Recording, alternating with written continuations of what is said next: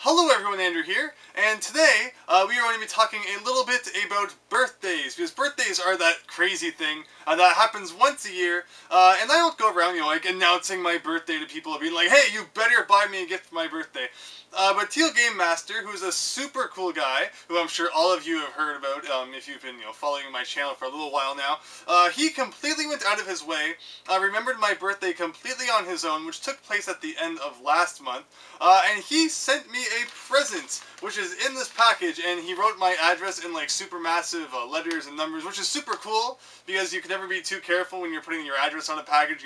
Make sure the mailman or mailwoman sees it, and it's not like too small. It's like, is that a 7 or like a 9? And then it goes to like Alaska or something like that. So it was very good. It got here in one piece. My birthday though, it was actually at the end of May.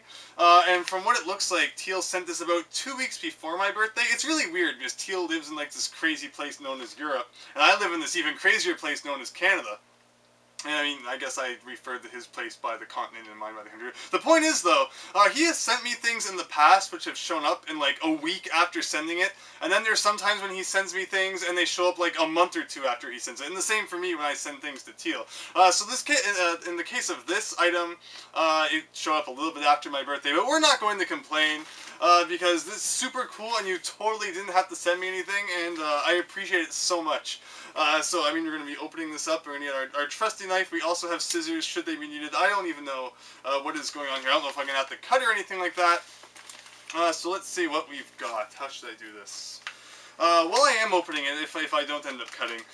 So yeah, my birthday's at the end of May, and going through elementary school, now I'm talking and not even opening up the package, so you'll have to wait. May was a very rare month for people to have birthdays. It's like, I remember grade 2 is one specific memory I have where, this is a random grade 2 activity, because what do you really do in grade 2? We went around the room and found out when everybody's birthday was, and I was the only kid in like a class of 30 kids who had a birthday in May. The only person I shared a birthday with was the teacher, who coincidentally had the exact same birthday as me. But other than that, no one else in the room had a birthday in the month of May, which is kind of crazy. Okay, so let's make sure. I'm always nervous about opening packages like that aren't boxes, well, even sometimes boxes, because you don't want to accidentally, slice through whatever it is that's in the package. So we're going to be very careful here. From what I have heard from Teal, he has sent me something that's a thing that he has modified in some way. And I don't know if I should be worried or... I'm not worried, obviously. But we'll see what we've got going on here. Let's open this carefully.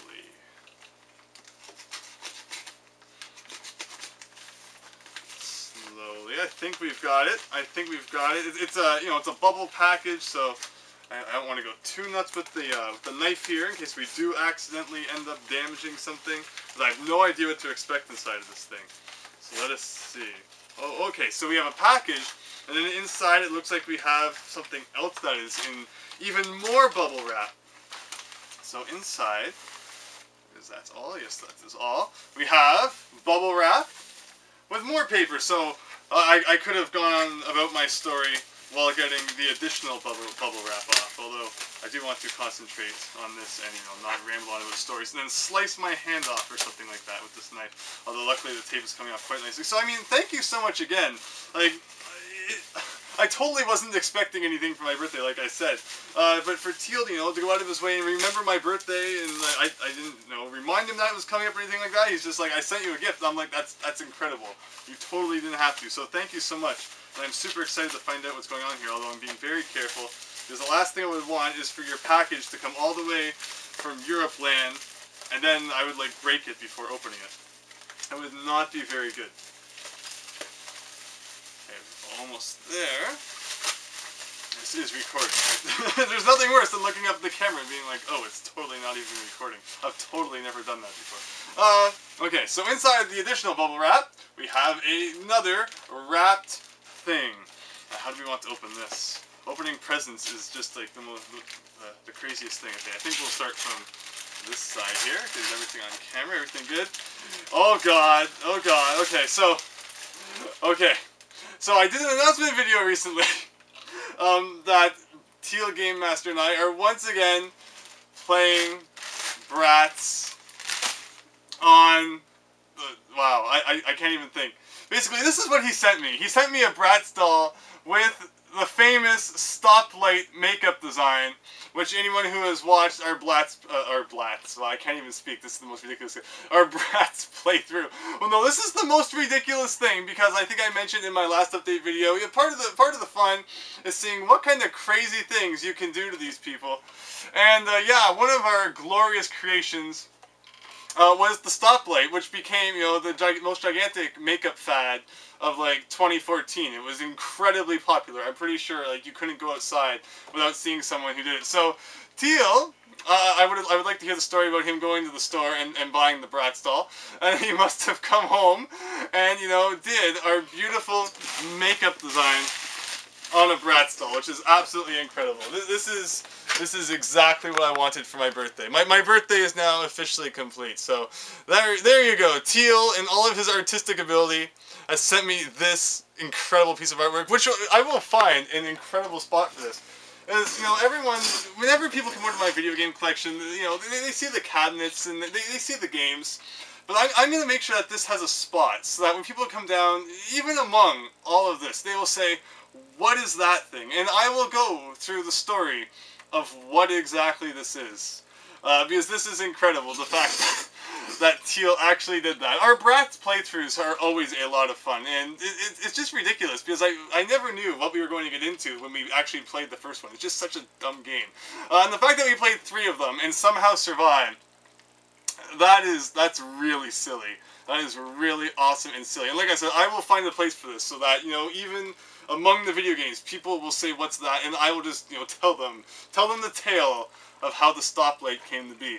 So thank you so much for that. That is absolutely ridiculous. And, yeah, I see you kind of had to take it out of the package and put it back in. That is cool, and I will find a spot for that. It will be, you know, just throw some of these useless video games out of the shelves and just place it right there, and everyone will, you know, be wondering why the heck that exists.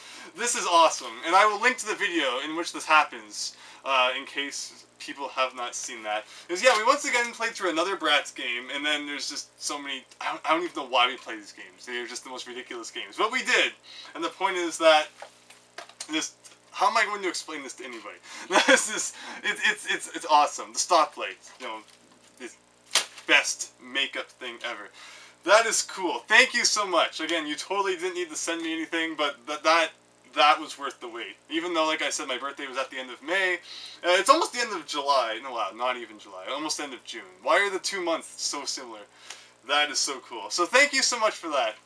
That is awesome. But yeah, so that was my birthday. And I was going to make a video last week about E3.